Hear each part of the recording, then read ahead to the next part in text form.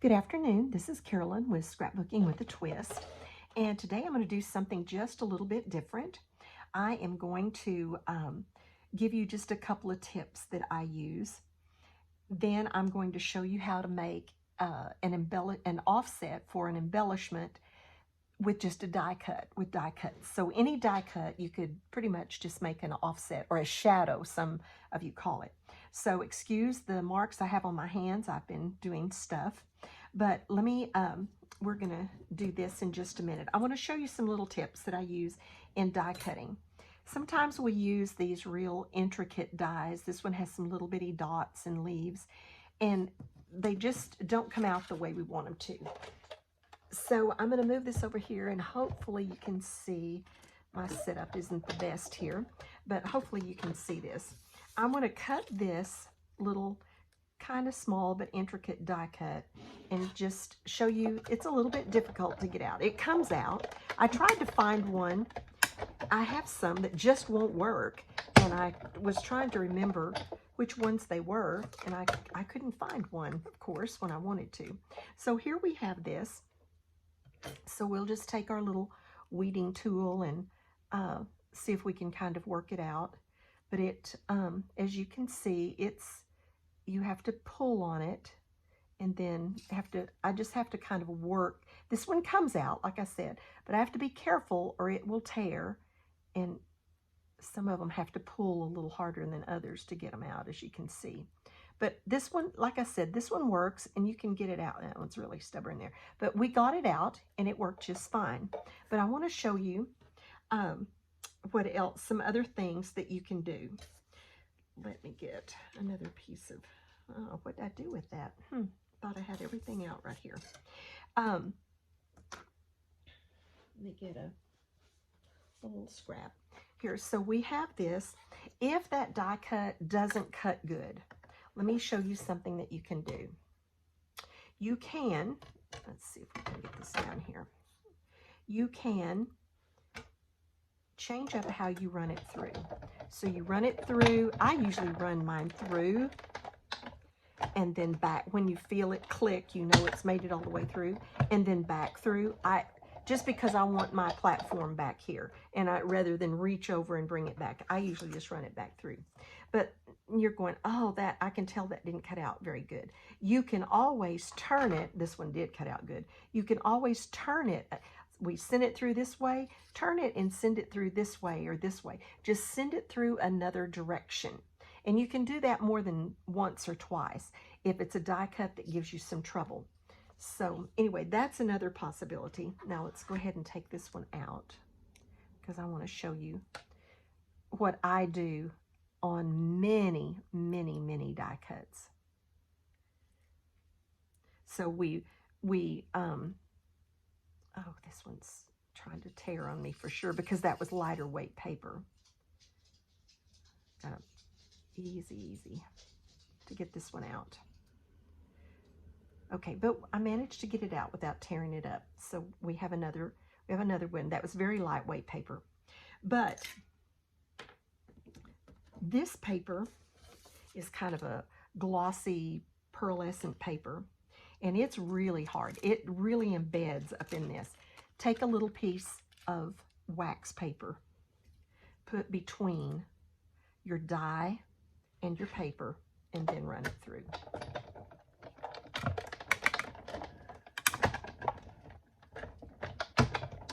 Like I said, this is kind of a pearlescent paper, and I always have trouble. And see how it just jumped out of there, and then look how much easier it comes out of here. I'm just loosening this one little end, and look at it just pop out of there. And then, of course, your little thing is just trash. But if you have trouble with getting a real intricate die out of your paper, then try it with wax paper. That has been a lifesaver for me. I scrapped and made cards for years before someone told me this trick, and I have used it all the time ever since. Another thing you can do is you can, like, you put your paper and your die. I'm not going to actually cut this one, but you put your paper and you put a die cut in there, and then you build it up with shims, like a 1 piece or 2 pieces of cardstock, and then you put your tray on there and you run that through, and that will also help you get a deeper cut, a better cut. Sometimes all dies are just not the same, and so sometimes you just need a little bit more, not another plate by any means, but just a little bit more pressure in there to get that die to cut out properly. So wax paper. Oh, one other thing I want to show you is to put that die on a slant. We have, let me cut a little piece of paper right here.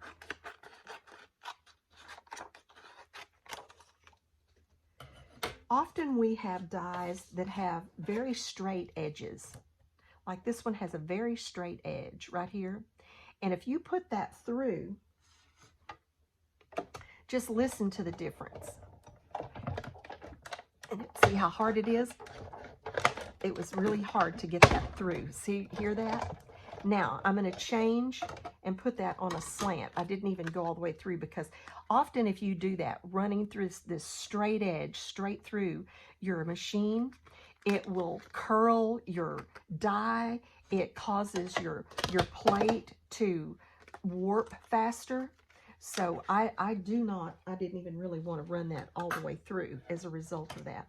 So, but let me show you the difference between running it straight through with this straight edge catching immediately and just putting it on a diagonal, so that now this is a little bit thicker die, but see how much easier that went through.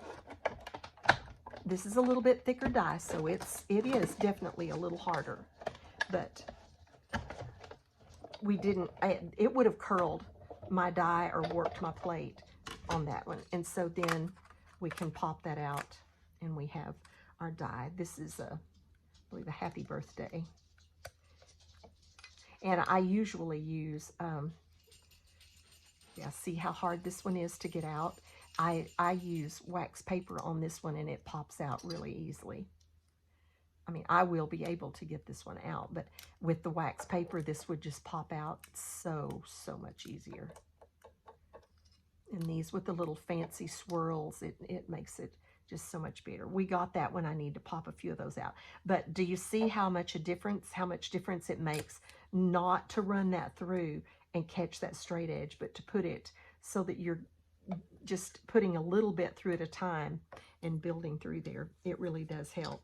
And then this, you may be wondering, this is silver and you may have clear plates, but here is, there are 2 things that I do. One is, this is the magnetic plate. So dies stick to it. See how that sticks to it? Makes all the difference in the world to have that magnetic plate. This is a precision plate. I could clean that off. This is a precision plate. It doesn't warp. It's made out of metal, and your dies will still adhere. Not as good as they do, of course, to that, but they still adhere so that they stay in place better. And then, but for intricate dies, this precision plate is so much better than just 2 of your plastic regular plates. So those are just some things that I do to help me with die cuts that if they help you, okay, just things to keep in mind, things to try. And so before I show you, the next thing I'm going to show you is how to make an offset with any die cut. But I want to do the twist. You know, I always do a twist in our scrapbooking with a twist when we make cards or anything. And my twist today is about Naaman. Naaman was like the captain of one of the great armies, and Naaman had leprosy. And this army had conquered parts of Israel, and they had taken back slaves. And the little slave girl that worked for Naaman's wife told Naaman's wife, there is a prophet in my country that our God, through him, would heal Naaman. And so the king of Syria sends a letter to the king of Israel and says, I want you to heal my captain of my army, and sends Naaman to Israel.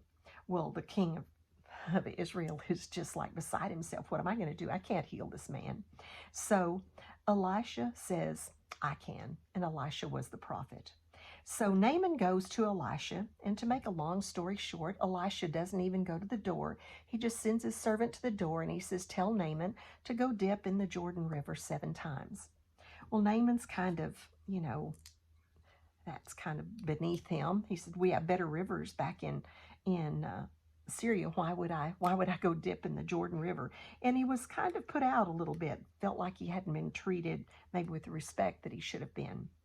But one of the men with him said, sir, why don't you just give it a try? We've come all this distance, and this is your only hope. If you had leprosy back then, it was just a death sentence. And he said, sir, why don't you just give it a try? And so he did. And when he came up out of the water the 7th time, he was clean. His leprosy was gone. And so just to sum that up, to those of you that may not be Christians, may not be believers, I just want to say, why don't you give it a try? There are just things in our lives that are hard to maneuver alone. And so sometimes we just need that healing power in our lives that only God can give. And so, just like I gave you some tips that might really help you on doing some die cuts, or here we're going to do this offset, why don't you just give it a try? And that's it for today. Okay, the next thing I'm going to show you is how to make an offset from basically any die cut. An offset is just a shadow. So I have a card here that I'm going to show you. Spoiler alert, this is going to be a video that'll be up very soon. But, we have, like on our crickets and our silhouettes, we have the offset. And that just means that it's going to cut the shadow that goes in behind it. And that's amazing. But often we have die cuts that we want to use, and we don't have the shadow for those die cuts. So I'm going to show you a method that you can use to make an offset for a die cut. So I cut mine 3 times. 2 of the color that I want the shadow to be, and then 1 of the color that I actually want the top to be. Now, often when we're going to layer things to give them dimension, we start at the bottom and layer up. But when I do this, I start at the top and layer down, and I'll show you why. Because we're going to, the first one we're going to put behind our top layer. I got those tangled up.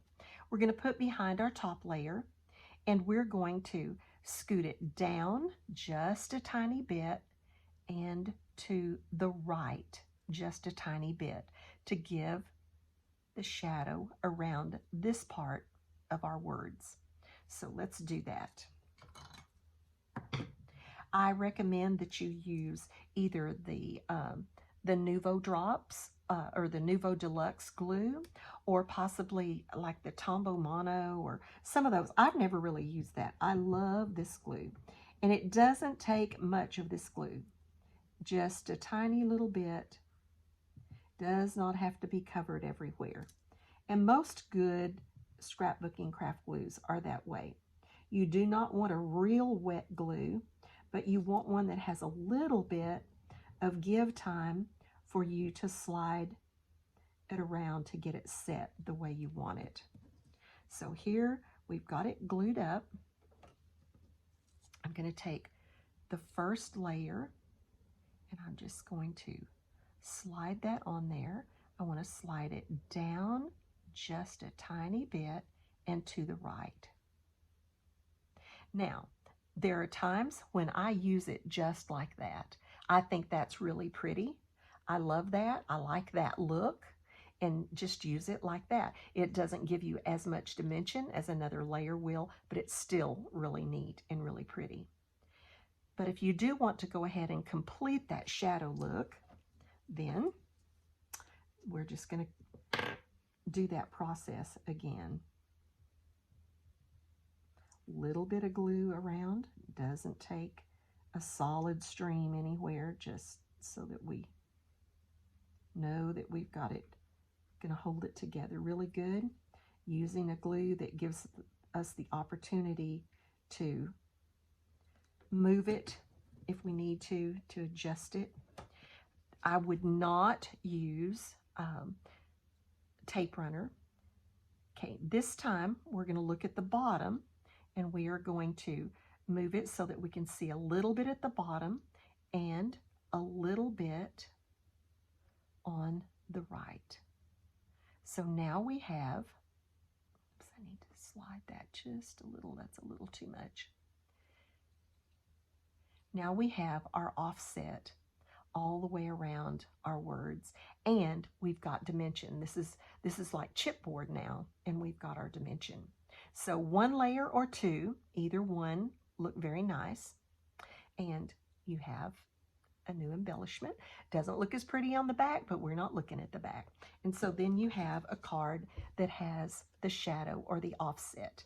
Okay, I hope you learned a couple of things today. I hope some of these tips helped you, and we'll see you later, and God bless. By the way, this card the one I just showed you, will be a video coming up very soon. God bless, and see you later.